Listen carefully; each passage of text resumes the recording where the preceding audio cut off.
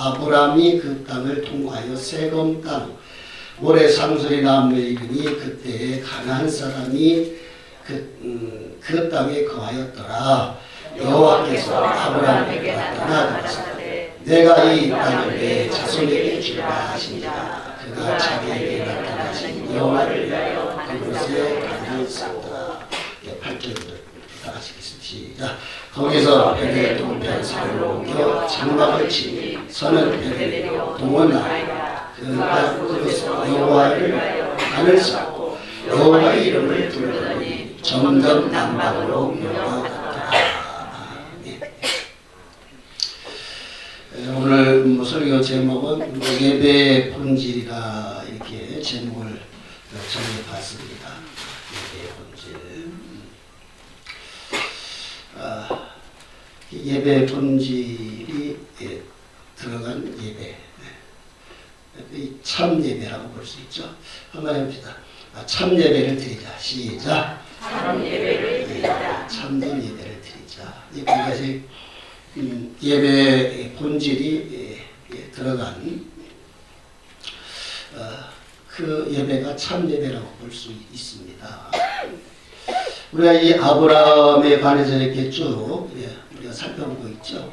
아브라함이 부르심을 받은 이후에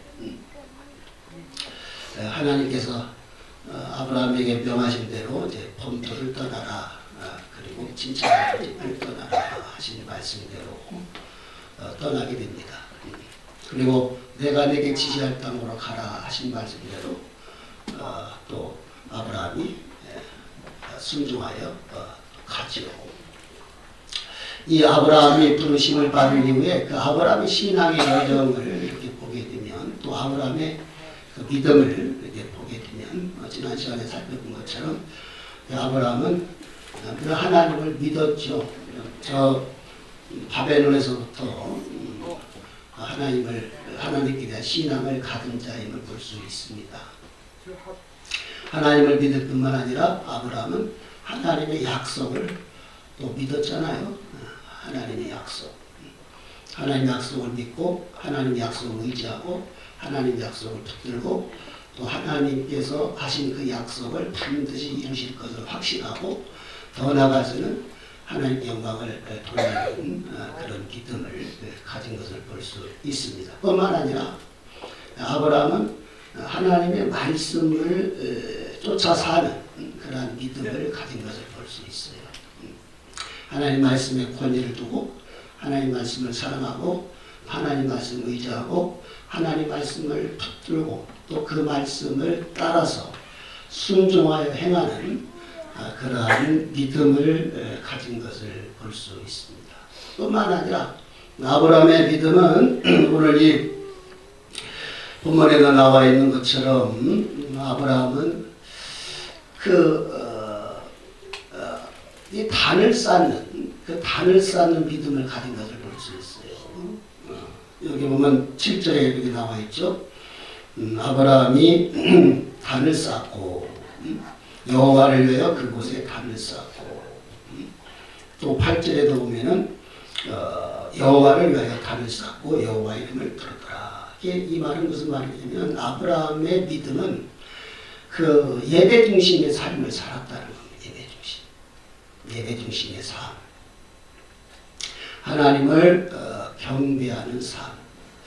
여기서 이 단을 쌓는다고 하는 것은, 이 단이라고 하는 것은 토단이죠. 그때 토단, 이 흙 있죠. 흙으로 흙을 부어서 이렇게 이렇게 쌓든지 아니면 흙으로 이렇게 쌓는 단. 옛날에 보면 니무롯이 그 성을 바벨탑을 쌓다고 할 때 그 토단으로 이렇게 쌓다고 해서 이렇게 흙을 부어가지고 이렇게 해서 그런 식으로 단을 쌓죠. 이게 단을 쌓는다고 하는 것은 하나님께 예배드리기 위한 것이죠. 하나님을 경배하기 위한 것이죠. 그래서 단을 쌓다 이 말은 하나님께 경배하다 또는 헌신하다 이런 의미가 있어요. 단이라는 단어가. 단은 예배 또는 경배 또는 헌신, 자신을 드리는 이런 헌신. 그래서 그 아브라함이 단을 쌓았다고 하는 건 하나님을 경외하는, 하나님을 경배하는, 하나님께 예배하는 삶을 살았다는 것이고, 또 자신을 하나님께 어떻게 헌신하는 것은 자신을 드리는 것 아니에요. 헌신, 몸을 드리는 겁니다. 몸을 드리는 것이 헌신인데, 이렇게 헌신하는 삶을 사는 것을 보게 됩니다. 이게 아브라함의 믿음이었어요. 예배 중심의 삶, 하나님을 경외하는 그 삶, 자신을 하나님께 정말 드리는 이 삶, 이것이 아브라함의 삶이었고 이것이 아브라함의 믿음이었다. 예배 중심의 이 삶을 아브라함이 살은 것을 볼 수 있습니다. 우리도 마찬가지예요. 여러분, 우리도 구원받은 이후에 부르심을 받은 이후에 우리가 부르심을 받았죠. 그죠? 아브라함이 저 메소포타미아에서 부르심을 받은 것처럼, 거기로부터 구원받은 것처럼 이스라엘 백성들이 애굽으로부터 구원받았죠. 구원받았습니다. 그것처럼 우리도 이 세상으로부터, 마귀로부터, 죄로부터 구원받았죠. 우리가 구원받은 이후에, 부르심을 받은 이후에 우리의 삶이 어떤 삶이 되어야 되느냐? 예배의 삶이 되어야 됩니다. 예배의 삶. 합니다. 예배의 삶을 살자. 시작. 예배의 삶을 살자. 이것이 구원받은 이후에 우리 성도들의 삶, 어떤 삶이 되어야 되느냐? 예배 중심의 삶이 되어야 된다. 예배 중심의 삶. 그래서 우리가 이 사실요, 성경에 보면은 이 예배를 성공한 자와 예배를 성공하지 못한 자의 그 삶이 아주 극과 극임을 우리가 알 수 있어요. 여러분, 우리가 예배의 삶이 사실 복이거든요. 하나님께서 사실 우리에게 그 예배 드리라, 이렇게 말씀하신 것은, 물론 예배를 하나님께서 우리로 하여금 강제로 이렇게 드리라고 하진 않습니다. 예배라고 하는 것은 하나님의 그 은혜에 대한 반응이에요. 하나님의 그 사랑에 대한 그 반응입니다. 또 하나님께서 나를 구원하신 그 구원에 대한 그 반응이거든요. 그래서 이 예배라고 하는 것은 사실 억지로 드리는 건 아니에요.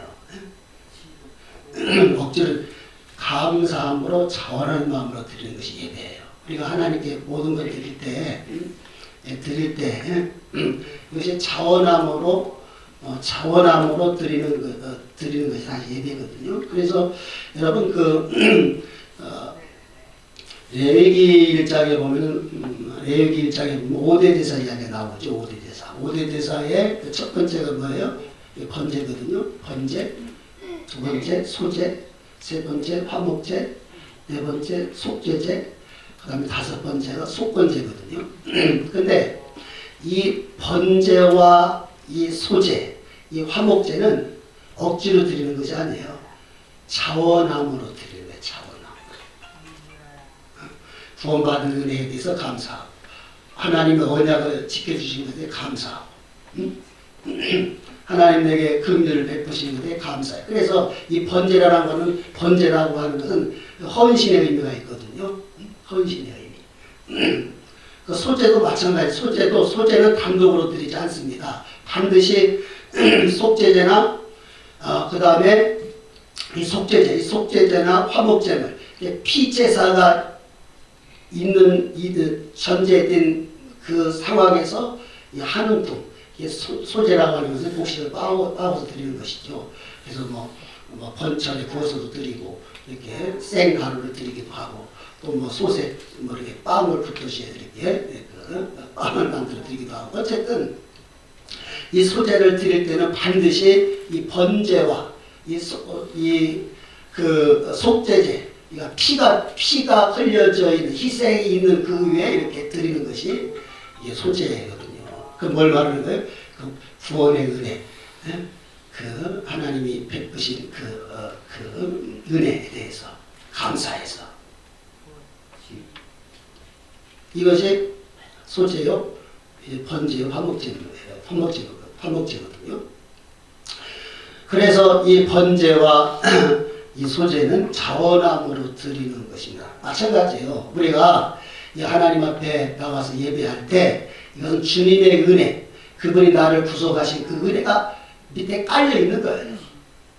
그 은혜에 감사해서, 하나님 나를 자녀 삼아준 것에 감사해서, 하나님이 나를 구원해 주신 것에 감사해서, 하나님이 나를 정말 하나님의 그 나라의 그 후사가 되게 하신 것에 대해서 감사해서 이 자원함으로 하나님께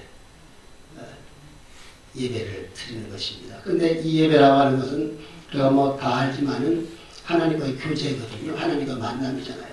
그 만남을 통해서, 이 예배를 통해서 하나님이 우리에게 주시고자 하신 거예요. 복입니다. 생명입니다. 그러니까 예배 드리라고 하는 것은 우리가 예배의 중심의 삶을 살아야 할 이유는 이 예배 가운데 하나님의 임재, 하나님의 생명의 역사, 그 예배 가운데 치유, 예배 가운데 위로, 예배 가운데서 구원, 예배 가운데서 죄사함, 예배 가운데서 그 생명의 풍성함을 경험할 수 있기 때문에 우리가 예배를 드리는 거예요. 사랑하는 여러분, 예배는 복이라는 것을 믿으시기 바랍니다. 그 예배에 우리가 실패하면 하나님 은혜를 받지 못해요.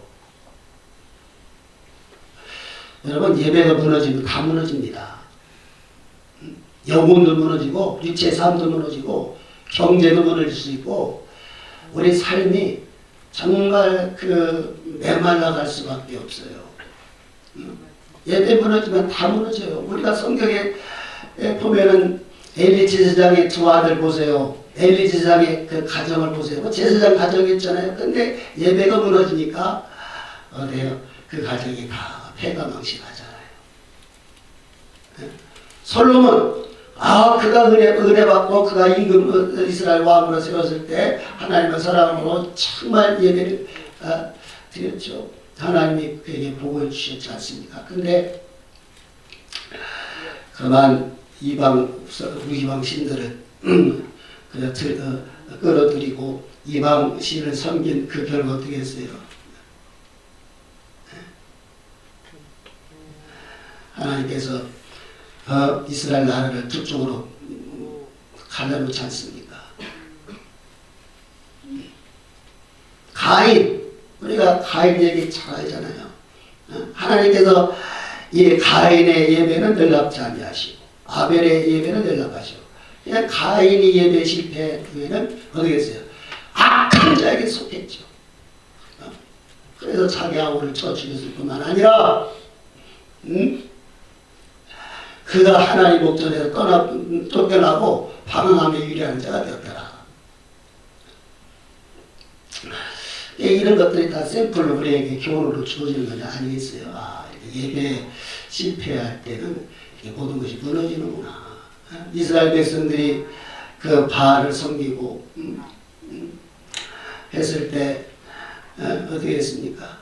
무상을 섬겼을 때 예배가 무너졌죠. 무너지니까 그들은 결국은 사람의 종이 되잖아요. 바벨론으로 끌려가서 종이 되지 않습니까? 그래서 우리는 구원받은 이후에 우리의 삶은 정말 예배 중심의 삶이 되어야 되고 예배에 성공하는 삶이 되어야 되고 그리고 하나님의 은혜를 우리가 기억하면서 그 은혜 가운데 우리가 기쁨으로 자발적으로 하나님의 사랑으로 하나님을 사랑하는 마음으로 우리가 예배할 수 있어야 된다는 겁니다. 이것이 구원받은 이후의 성도들의 삶이에요. 예배 중심의 삶. 그러니까 정말 그 하나님을 경외하는 그 믿음을 가지고 살아가야 된다는 겁니다.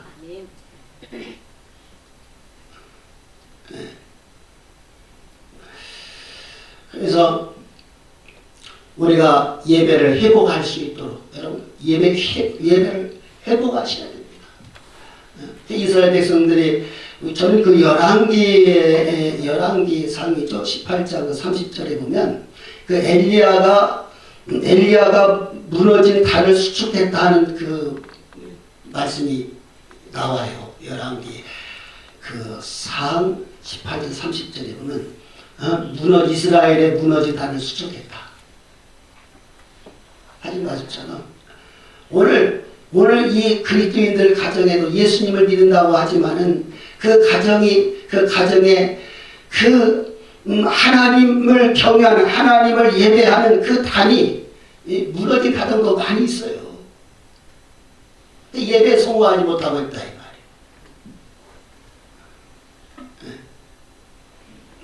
그걸 회복하셔야 된다는 겁니다. 그걸 회복하셔야 돼요. 그래서 성경에도 보면 오늘날 예배 드릴 때 예배 자세도 보세요. 얼마나 많이 흐트러졌습니까? 그리고 예배 드리는 거에 대해서 굉장히 부담스럽게 생각하거든요. 많은 것들이. 그래가지고 뭐 말씀 듣는 거에 대해서도 뭐 길면은 뭐라고 그러고 예배 긴 거에 대해서 굉장히 싫어하잖아요. 나 오늘 이 개혁교회가 우리 개혁을 좋은데 예배 시간을 너무 짧게 하고 너무 짧게 아주 타이트하게 아주 간단하게 이렇게 예배를 드리는 것을 굉장히 좋아하고 그걸 추구하고 있어요. 그러나 그건 바람직한 것이 아닙니다.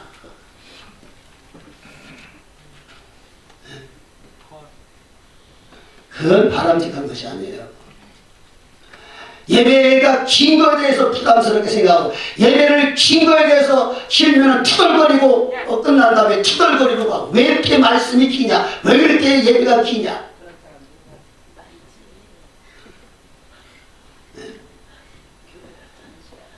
이런 자세를 가지고 하나님께 예배했던 그 예배가 상담되겠습니까? 여러분 이 시간에 우리가 다 와서 이렇게 자리에 앉아서 하나님께 예배드린다고 모습을 갖추고 이렇게 합니다만은 하나님이 다 우리 예배를 다 받으시느냐? 절대 그렇지 않습니다. 하나님 인격의 하나님이시래요. 우리가 기도한다고 해서 하나님 우리의 기도를 다 들으시는 줄 아십니까? 아니에요. 우리가 봉사한다고 해서 하나님 우리의 봉사를 다 받으십니까? 아니에요. 우리가 찬양한다고 해서 하나님이 그 찬양을 받으십니까? 아니에요. 성경에는 하나님께서 받으시는 예배가 있고 하나님께서 받지 않는 예배가 있습니다. 하나님께서 받지 않는 예배를 성경에 뭐라고 했습니까? 헛된 경배라 이렇게 말씀하고 있어요. 헛된 경배. 하나님이 받으시는 예배, 하나님이 내 기도를 들으시는 그 예배, 하나님이 내 봉사를 받으시는 그 봉사가 돼야 되지 않겠어요? 하나님이 받지 않으면 무슨 소용이 있겠습니까? 시간 허비하는 것 같은 거죠. 과연 우리의 예배가 하나님께 상달되고 있는가? 과연 내 기도가 하나님께 상달되고 있는가? 과연 내 봉사가 하나님께 상달되고 있는가? 과연 내 찬양이 하나님께 상달되고 있는가? 우리 점검하셔야 됩니다.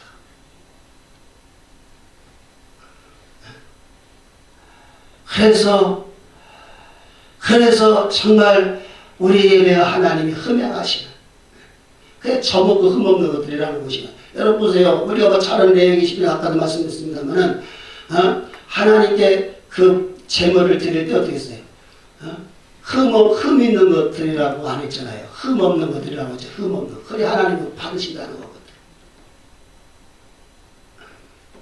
네. 저먹는 것, 온전한 것, 하나님은 온전한 것을 받으시는 거예요. 주일이네. 그래서 억지로 가서 이렇게 드리고, 우리 하나님께 드리는 것도 그저 절름발이, 성경표현으로 절름발이, 눕는 거, 흠 있는 거, 이런 거가 우리가 그렇게 드린다면, 하나님 뭐라고 했어요? 그거 한번 네 총독에 한번 갖다 봐. 총독에 확 있느냐. 그리고서 내게 은혜를 주소서 한번 은혜를 구해봐라. 하나님께서 간합하시겠느냐. 은혜 주시겠느냐. 이런 말씀 우리가 잘 알잖아요. 여러분 우리는 이 예배가 하나님께 상달되면 하나님의 은혜가 임합니다. 하나님 예배는 하나님 교제잖아요. 만나서 뭐 하는 겁니까? 교제하는 것이 아니겠어요?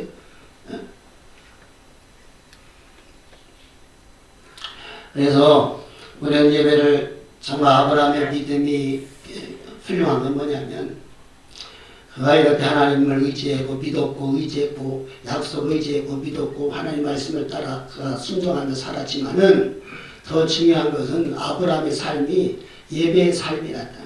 예배 중심의 삶이었다는 거예요.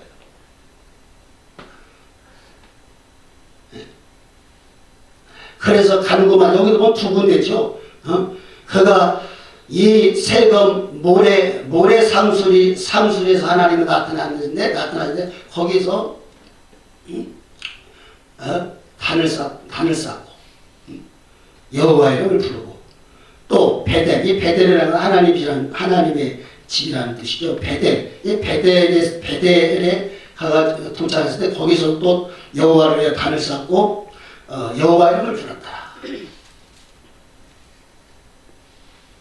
여러분 여기서 이 모래라고 한다. 이 모래라는 단어가 나오죠. 모래, 세금 땅 모래, 모래 상수리 나무. 이 아브라함이 이 하란에서 이제 북쪽에서 남쪽으로 남쪽으로 내려옵니다.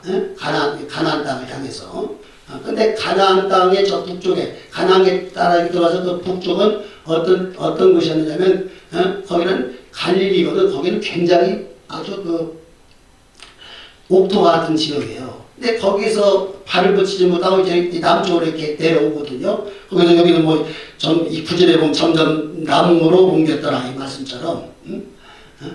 그래가지고 이 아브라함이 이 세금 땅에 이르거든요. 근데 이 세금 땅에 왔을 때 이 세금 땅 모래라는 이 뜻도 무슨 뜻이냐면 원래 그 히브리어로 보면요 이게 그 뭐 지침 뭐 선생 뭐 교사 이런 의미가 있어요. 근데 그 나중에 또 이렇게 보니까 이 모래라고 하는 단어 의미가 뭐냐면 무단 또는 점 이런 단어로 쓰였어요. 이 모래라고 하는 단어가.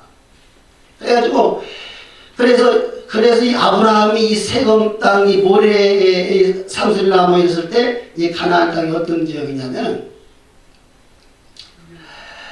이 가나안에 그 신 있었잖아요. 신 뭐예요? 그 풍요와 다산의 신. 이게 누굽니까? 바알.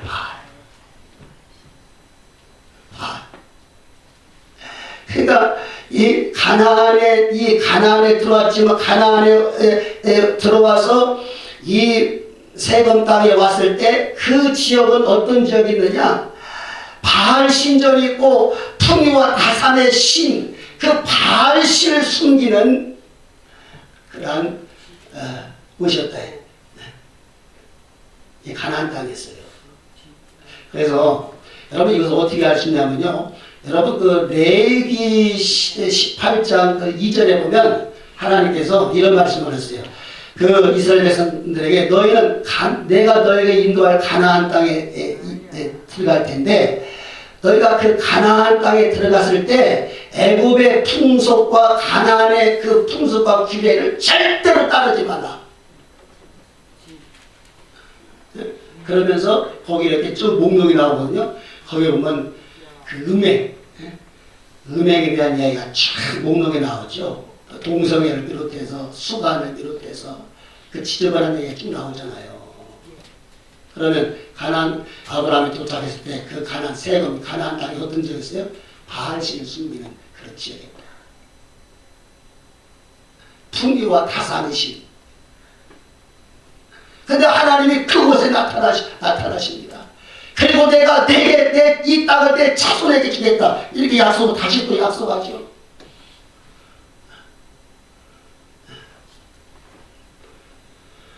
그곳에서 아브라함은 단을 쌓고 그 우상의 중심지에서 하나님의 이름을 부릅니다. 이게 신앙이에요. 이게 믿음이에요.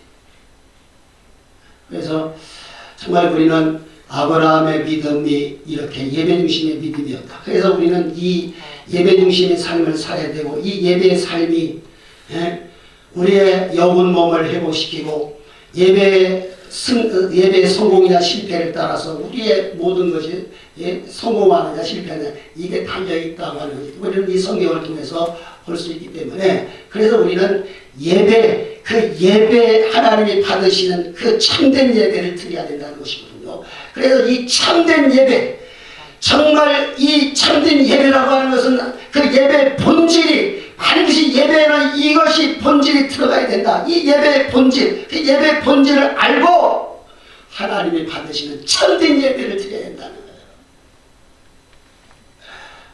그래서 오늘 이 예배의 본질에 대해서 4가지를 좀 설명을 드리려고 그래요. 이 예배에 우리는 예배는 크게 2가지로 나눌 수 있죠. 하나는 공예배고 하나는 삶의 예배입니다. 이렇게 모여서 우리가 함께 주일날 모여서 드리는 건 공예배라고 그래요. 그리고 이 공예배 후에 이제 우리가 세상으로 나갔을 때는 나가서의 그 삶 가운데서 드리는 예배.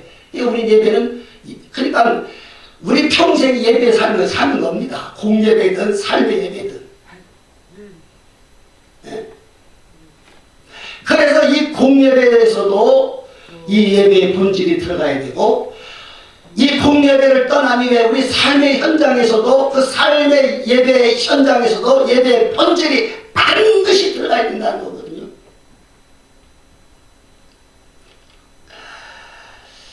어때요? 우리가 이렇게 공예배는 잘 드리는데 이 공예배 후에 우리가 세상 삶의 터전으로 나갔을 때 우리가 어떻게 삶 속에서 하나님께 예배하는 삶을 살고 있습니까?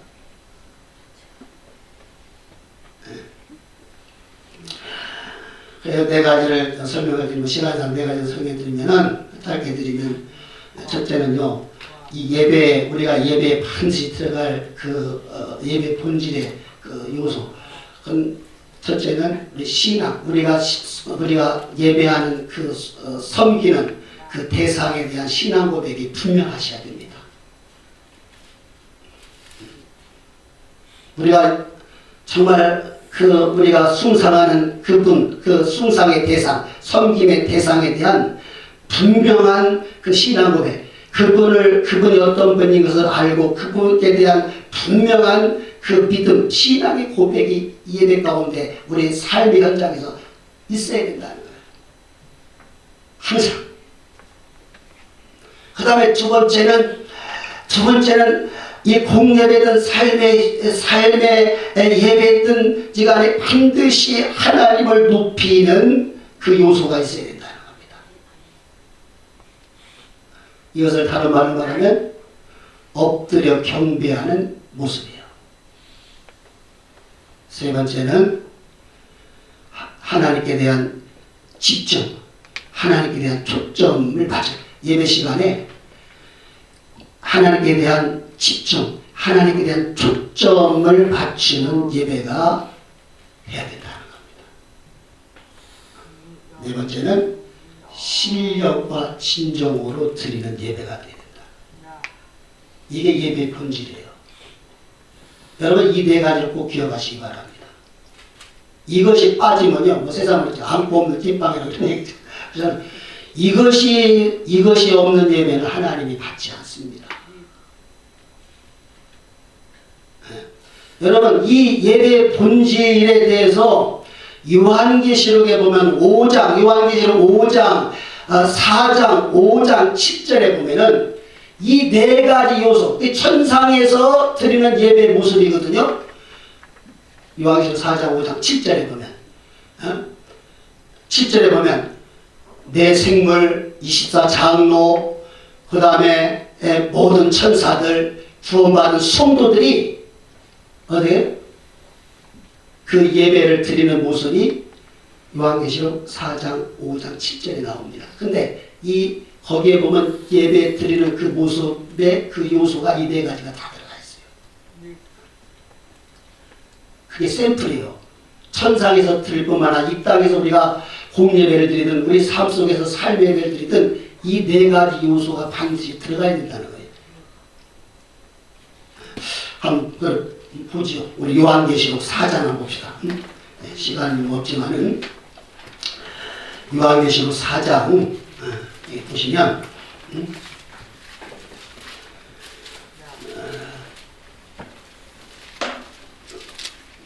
4장 요한계시록 4장 8절 우리 8절부터 11절까지 좀 길죠. 한번 다 같이 한번 읽어봅시다. 시작.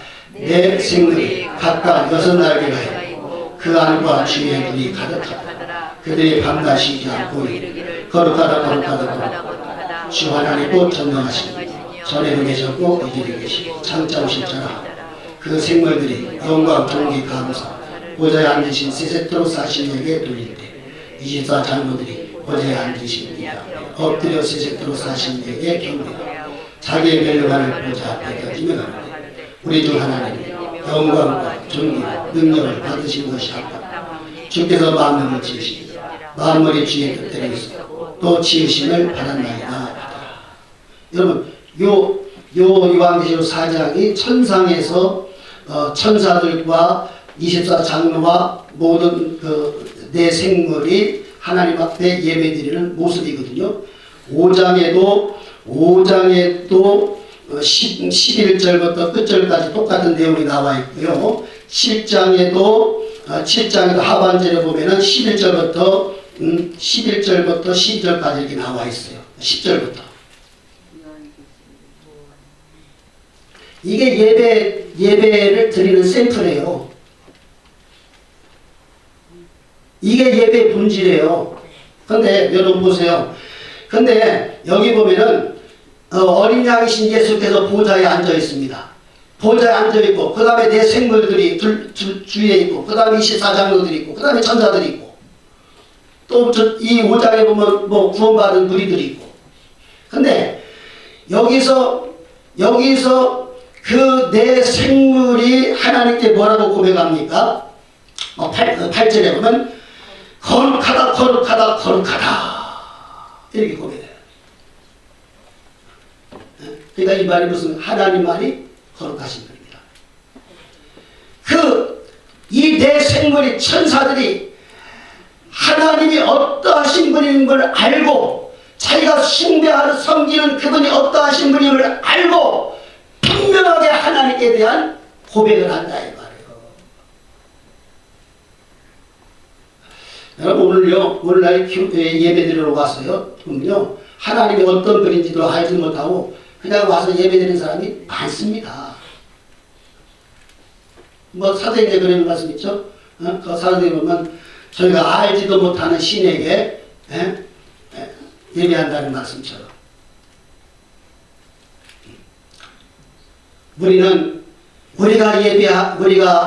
섬기는 그 하나님이 누구신지를 알고 그분께 대한 분명한 신앙 고백이 있어야 된다는 거예요. 신앙 고백이 예배 가운데 이것이 있어야 된다는 겁니다. 하나님만이 전능하신 분이십니다. 하나님만이 창조주이십니다. 하나님만이 영원하신 분이십니다. 하나님만이 정말 조물주십니다. 이것을 고백하고 있잖아요. 하나님만이 구원자이십니다. 하나님만이 생명이십니다. 하나님만이 정말 능력의 근원이십니다. 우리 하나님만이 구원이십니다. 이것을 우리가 예배 가운데 이런 신앙 고백이 있어야 돼요. 주는 그리스도셔 살아계신 하나님의 아들이십니다 라고 이 베드로가 주님께 대한 믿음 고백한 것처럼 신앙 고백한 것처럼 이것이 우리가 공예배 때 이러한 분명한 믿음의 고백이 있어야 되고 우리 삶 속에서도 분명한 이러한 그 신앙의 고백이 있어야 된다는 겁니다. 이게 예배의 본질 속에 들어가는 거예요. 그래서 여기 내 생물이 뭐라고 하죠? 거룩하다 거룩하다 거룩하다 하나님만이 거룩하십니다. 이렇게 고백하고 그 다음에 하나님만이 주시며 하나님만이 전능하신 분이십니다. 주 하나님 곧 전능하시니요 이렇게 말을 고백하잖아요. 두 번째는 그죠? 예수님이 전능하신 하나님이실 믿으십니까? 아멘. 예수님이 정말 우리의 천재 주인이심을 믿으십니까? 아멘. 하나님 이런 고백을 원하시는 겁니다. 그리고 전에도 있었고 지금도 있고 장차 오실 분이요. 이게 무슨 뜻입니까? 주님만이 살아계신 분이고 주님만이 영원하신 분이라는 것을 고백하는 거잖아요. 그죠? 그리고 그분께 영광을 돌립니다. 존귀를 돌립니다. 그리고 그분께 감사를 돌립니다. 그분께 찬양을 돌립니다. 이것이 내 생머리 보호자에 앉으신 이에게 이렇게 표현한다.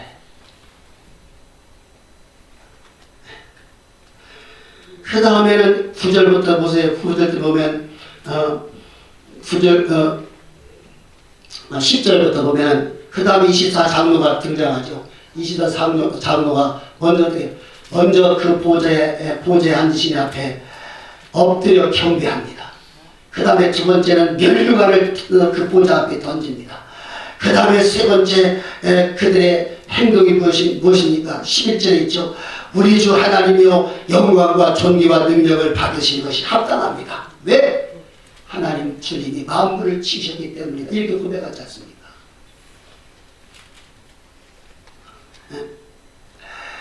그러니까 이 말은 무슨 말이냐면은 이 우리의 분명한 신앙 고백이 있으니 이 24장로가 엎드려 주님 앞에 경배한 것처럼 이건 하나님을 높여야 된다는 거예요. 예배는 하나님을 높이는 겁니다. 예배는 하나님을 높이는 것이다. 과연 우리가 예배 가운데 우리 삶 가운데 하나님을 높이고 있습니까? 성경에 보면 잠언서 4장 8절에 보면 8장 4절인가요? 4장 8절이에요. 거기 보면 하나님을 높이라. 하나님을 높이라. 그리하면 그가 너를 높이리라. 이런 말씀이 있죠. 네. 그래서 이 예배 가운데는 반드시 하나님을 높이는 그 요소가 들어가야 된다는 거예요. 네. 이 엎드려 경배한다고 하면은 여러분 몇 가지 의미가 있어요. 엎드려 이 천사들이 구원받은 우리들이 모든 천사들이 엎드려 경배한. 저는 그 예배가 정말 그 예배가 끝날 때 이렇게 그 뭐 옛날에 뭐 베리안 노래하고 이렇게 축가하고 이제 서로 이렇게 인사하잖아요. 그때 저는 진짜 이렇게 마음으로 뭐 이렇게 하진 않지, 이렇게 몸으로 하지 않지만 마음으로는 진짜 이렇게 엎드리고 싶은 마음이 들어요. 이스라엘 모슬림들 보세요. 그냥 바짝 엎드리잖아요. 이 경배라고 하는 것은 이 엎드려 절한다는 이 경배, 하나님을 정말 존중하면서 이 절한다는 이 배자가 절배자거든요. 완전히 이 엎드려. 이 예배가 뭐냐? 하나님 앞에 엎드리는 거예요. 바짝 엎드리는 거예요. 근데 이 엎드려 경배한다고 하는 뜻은 하나님을 존경하고 공경한다는 표현이에요. 엎드려 경배한다는 것이 하나님을 존경하고 공경하는 표현. 두 번째는 하나님께 복종에 대한 표현입니다. 엎드려 경배한다는 것이.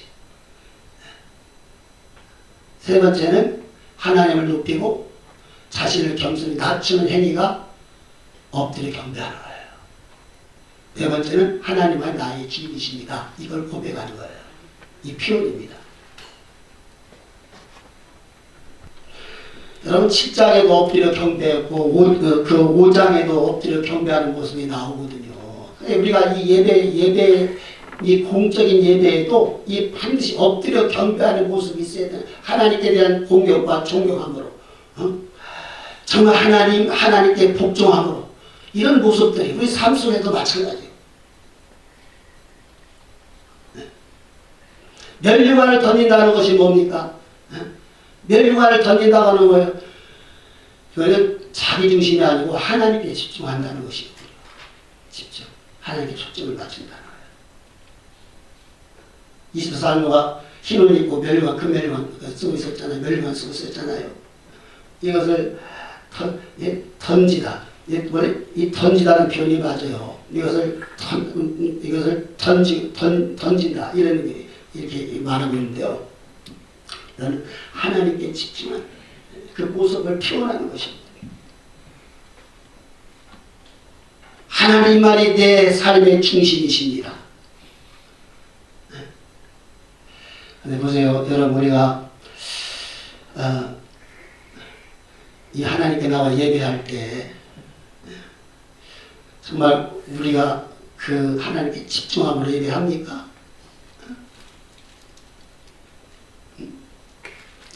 정말 마음을 다해서 우리가 하나님께 예배하고 있냐는 것이거든요. 뭐 여기 있는 분들에게 하신 말씀이 아니고 이렇게 보면은 예배가 굉장히 산만합니다.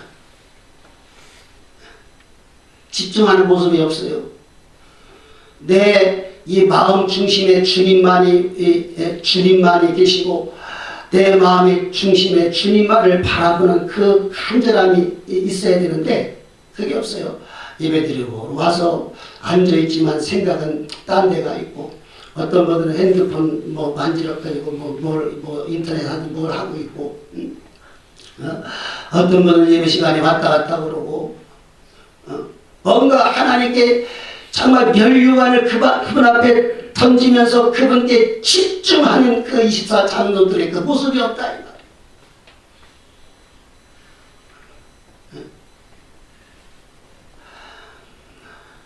이부르는 나를 시인하나 마음은 내게서 멀도다 하시는 말씀처럼 우리의 마음이 하나님께 쏟는 집중하는 그 모습이 없어요.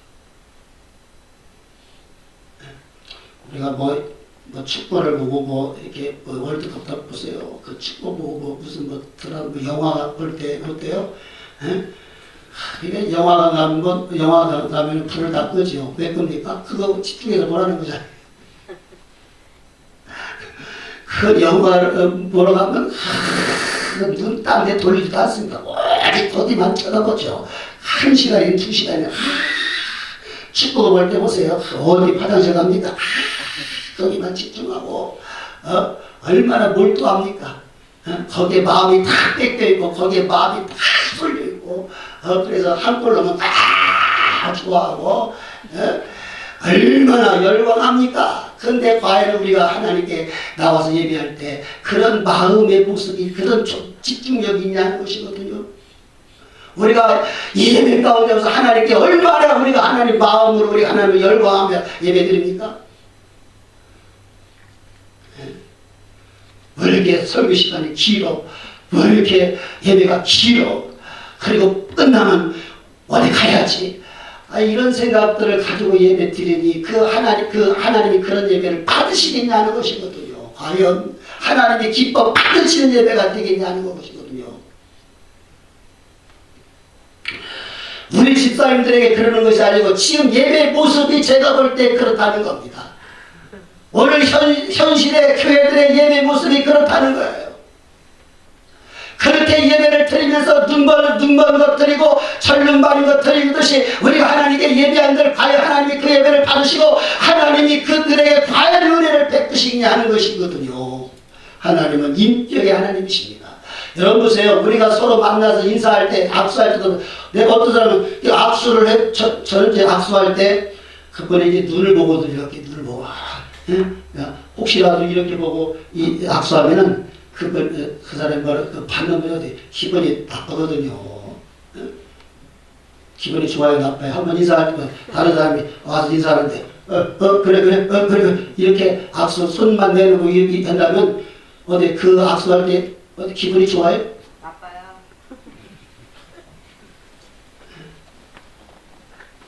하나님도 마찬가지입니다. 마치 그냥 이런 식으로 예배드리는 거, 이런 식으로 이런 식으로 예배드린다 이 말이에요. 이런 식으로.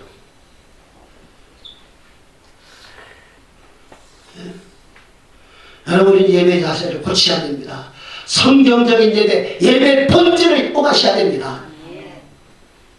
그래야 내 영혼이 사는 거예요. 은혜 받고 사는 거예요.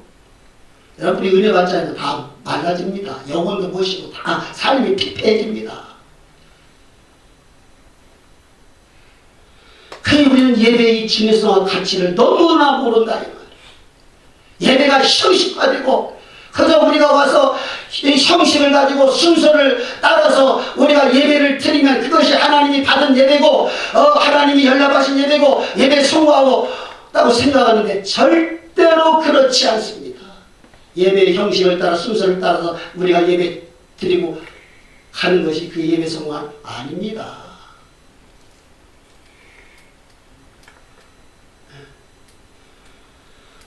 우리가 예배 드릴 때 중심에 주님이 계셔야 되고 그분을 사모하고 그분께 모든 것을 초점을 맞추고 그분께 집중하는 정말 그분께 집중하는 예배 그 요소가 들어가야 된다.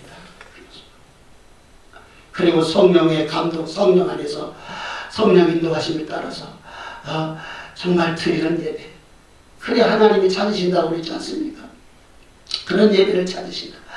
신령과 진정으로 드리는 예배를 찾으신다. 그 신령과 진정은 첫째 두 가지가 의미 있어요.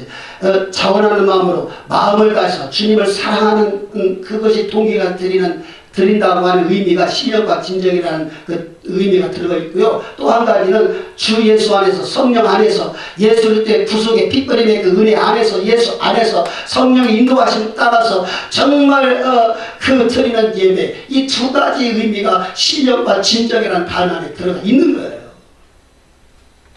이런 예배를 하나님이 찾으시고 그런 예배를 하나님이 받으신다. 그래서 우리는 우리가 예배의 모습은 갖췄으나 안고 없는 찐빵이라는 말이 있듯이 예배의 모습은 갖췄으나 그러나 예배의 본질이 빠지면은 이거는 참 예배가 아니다. 이것을 오늘 이 요한계시록 4장을 통해서 우리가 볼 수 있고요. 그래서 참 예배라고 하는 것은 반드시 예배의 본질이 들어야 된다. 예배의 본질이 뭐냐? 하나님께 대한 분명한 신앙 고백, 예배 가운데서 하나님을 높이는 그 분명한 믿음의 행위, 표현, 그리고 하나님께 전적으로 집중하는 예배, 그리고 성령 안에서 주님을 사랑함으로 자원하는 마음으로 기쁜 마음으로 드리는 이 예배, 이 모습이 이 예배 이 현장에 이 시간에 그런 요소들이 들어가야 된다는 거예요. 그것이 참 예배라는 것입니다. 이렇게 우리가 예배 성공할 때 결과는 말씀 안 드리고 회복의 역사가 일어난 거예요. 예배 성공한 결과는 회복의 역사입니다. 치유의 역사입니다. 변화의 역사입니다. 하나님의 그 복을 받는 기도 응답뿐만 아니라 하나님의 관심을 끄는 그런 역사가 예배 결과 속에서 우리에게 은혜로 주어지는 것입니다. 그래서 정말 아브라함의 이 믿음을 보면서 아브라함은 이렇게 예배의 본질이 들어가 있는 그러한 믿음을 가지고 정말 예배의 삶을 사는 것을 우리가 볼 수 있습니다. 그러므로 정말 우리도 예배, 참 예배, 예배 본질을 희망하는 우리 모두가 될 수 있기를 주의 이름으로 축원합니다.